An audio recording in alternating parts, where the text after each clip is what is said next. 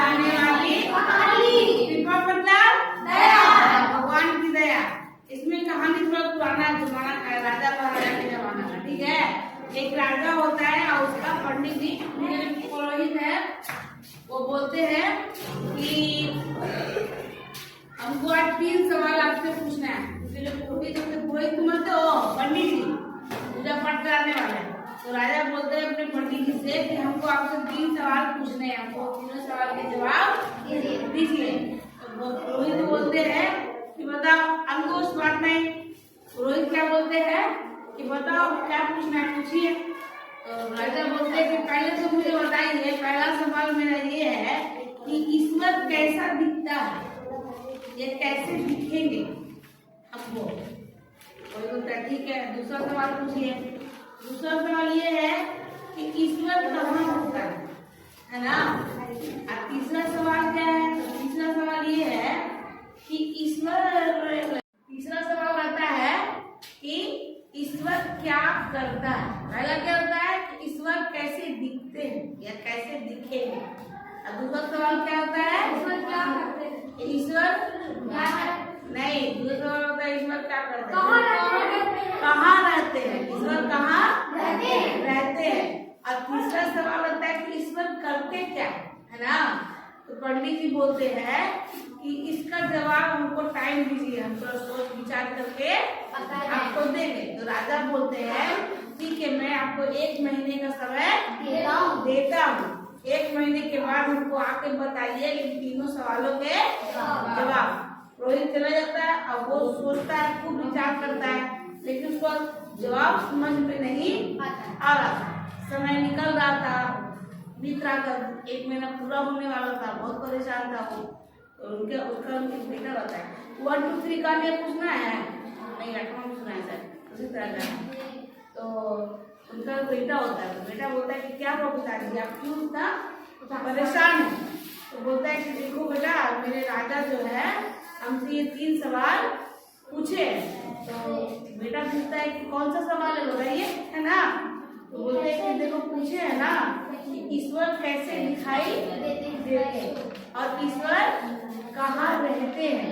और तीसरा क्या था, ईश्वर क्या करते हैं। तो बेटा बोलता है बात नहीं करो सौरभ। तो बेटा बोलता है ये तो वो दीजिए जवाब है, आपको आप हमको दरबार लेके चलिएगा तो मैं इनको जवाब दूंगा। तो पंडित जी पूछते हैं कि क्या जवाब है बताओ ना हमको।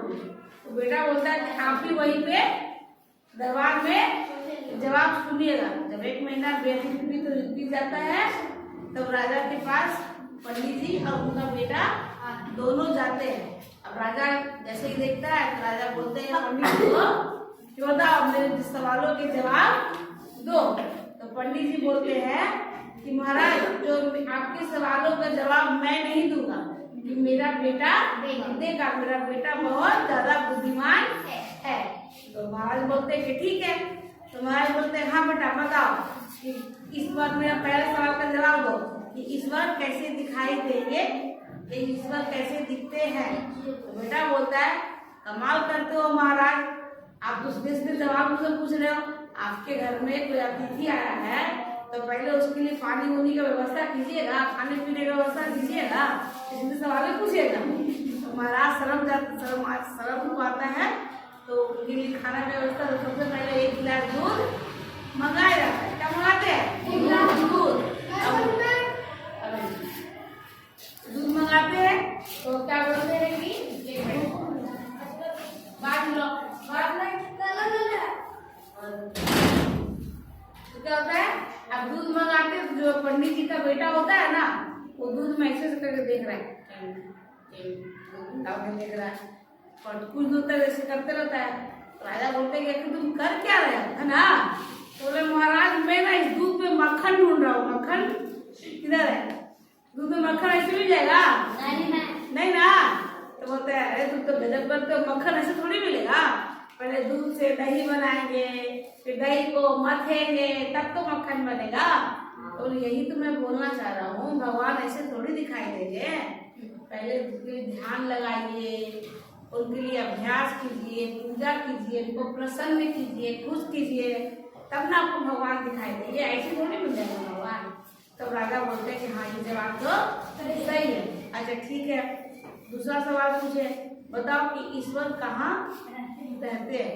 दूसरे सवाल में एक मोमबत्ती मंगाई, ठीक है, मोमबत्ती मंगाया गया और उस मोमबत्ती को जला दिया गया। क्या कर दिया गया? जला दिया गया। अब उस मोमबत्ती से पूछे, पंडित जी के बेटा पूछे राजा से कि बताइए मोमबत्ती की जो रोशनी है वो कहाँ कहाँ जा रही है ना। तो बोलते हैं महाराज मोमबत्ती की रोशनी तो चारों तरफ जा रही है।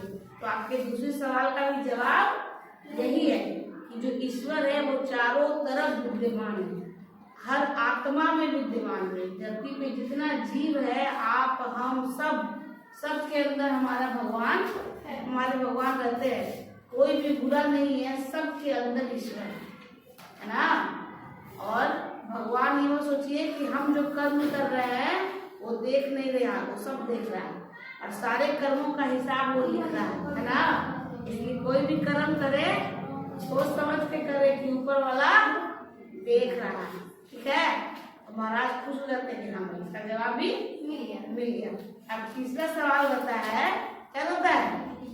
वो क्या करते हैं? हाँ, ईश्वर क्या करते हैं। तब लड़का पूछता है पंडित जी का बेटा कि पहले तो आप उनको ये बताइए, ये सवाल आप शिष्य बन के पूछ रहे हैं कि गुरु बन के पूछ रहे हैं। तो महाराज हाथ धोते बोलते हैं कि नहीं मैं शिष्य बन के ही पूछ रहा हूँ, है ना।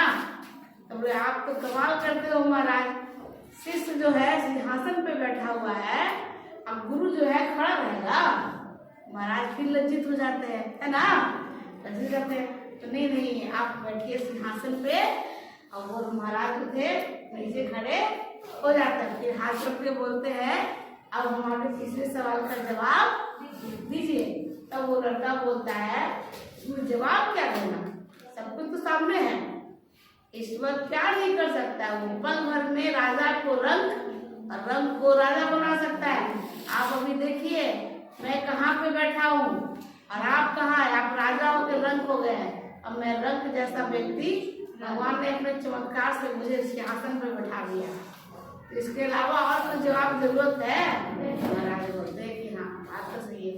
कहानी से शिक्षा मिलती यही है, ईश्वर सही में चारों तरफ विद्यमान है। अब वो चाहे तो कुछ भी कर सकता है, इसलिए अच्छे कर्म करिए।